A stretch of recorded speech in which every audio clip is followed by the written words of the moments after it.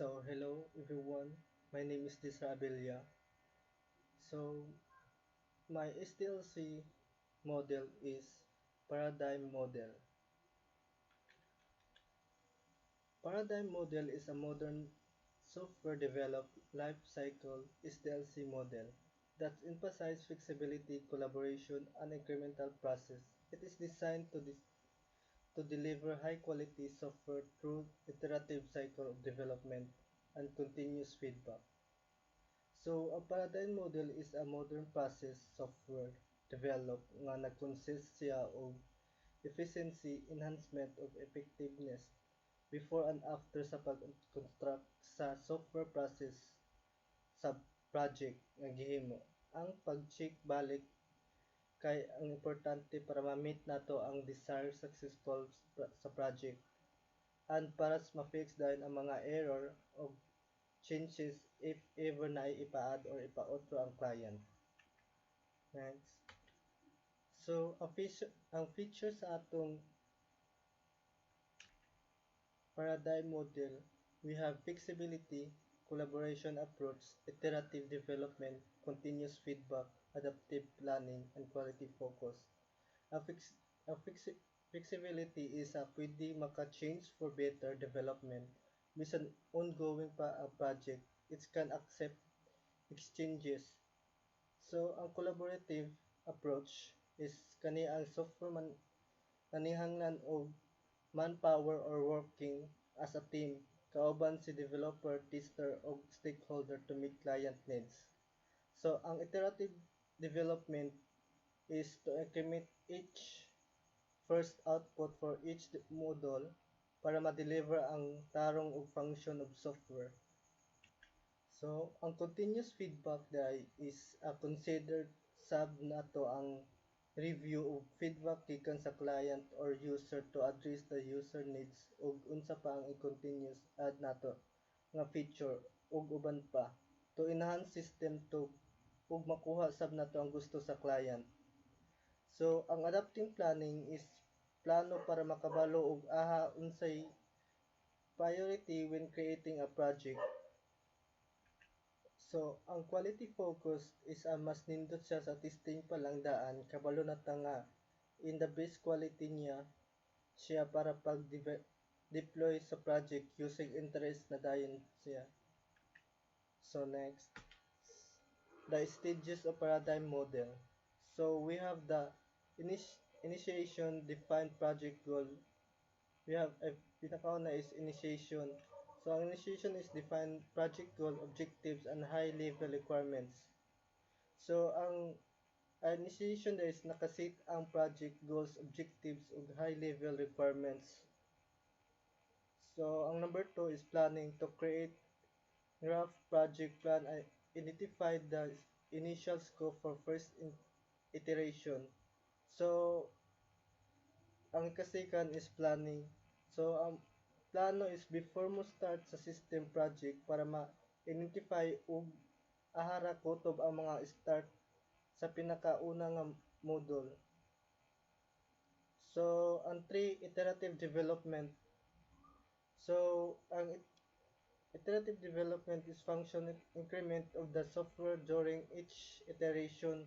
So, iteration development is each function increment will evaluate during each iteration. So, ang number 4 is testing and review.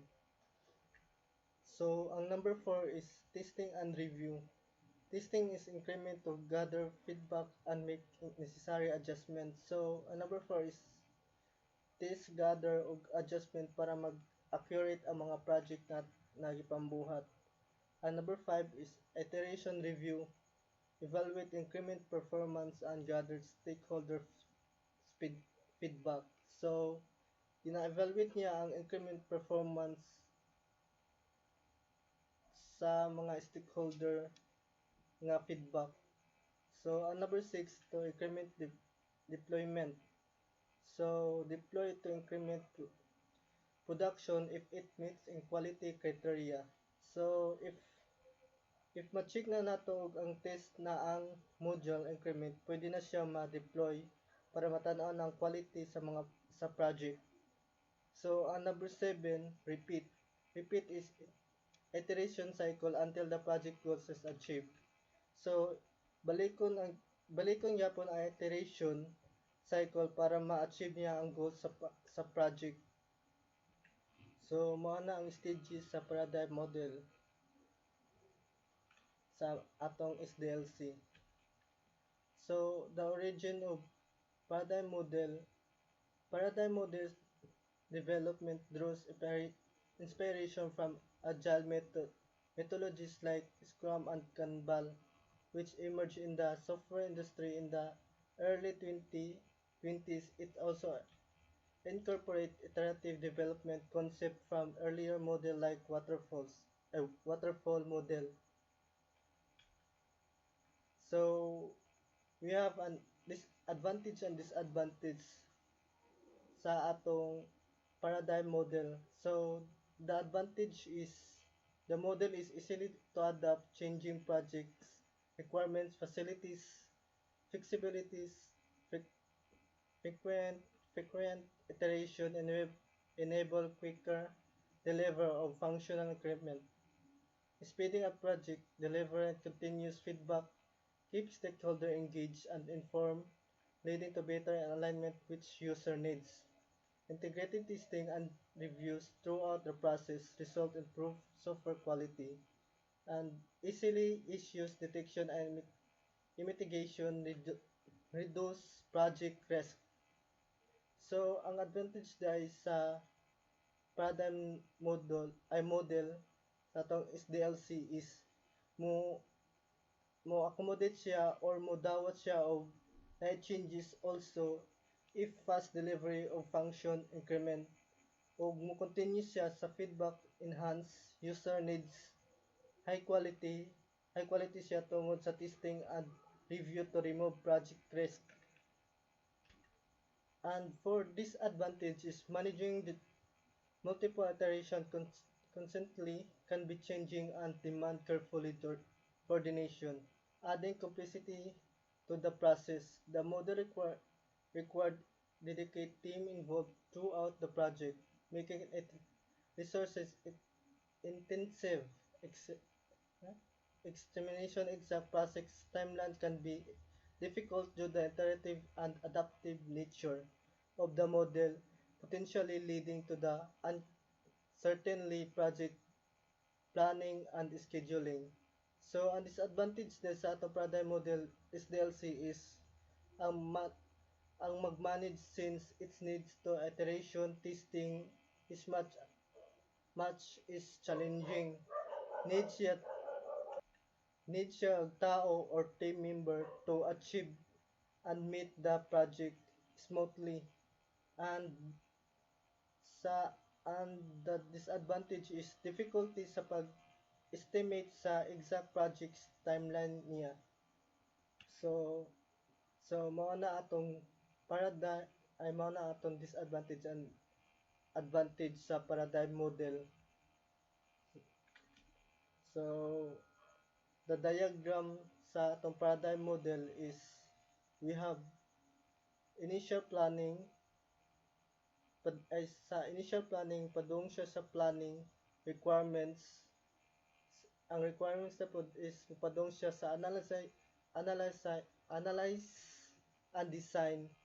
Tapos ang analyze dan is mo implement tapos mo deployment siya, then iya dang i-testing, iya dang evaluation. So ginabalik-balik ra gyapon niya like I said kanina na gina-repeat yun niya ginabalik gyapon niya iteration cycle para ma-achieve niya ang goals para sa project. Like sa atong nasa diagram is iya ra gibalik ang process sa requirements, analyze, deployment, implement, testing, evaluation, iyarang life cycle niya ba na gibalik ra niya para ma-achieve niya ang goals sa project. So mao na atong diagram sa atong mao na atong diagram sa atong paradigm model SDLC project. So thank you. Mona, thank you for listening.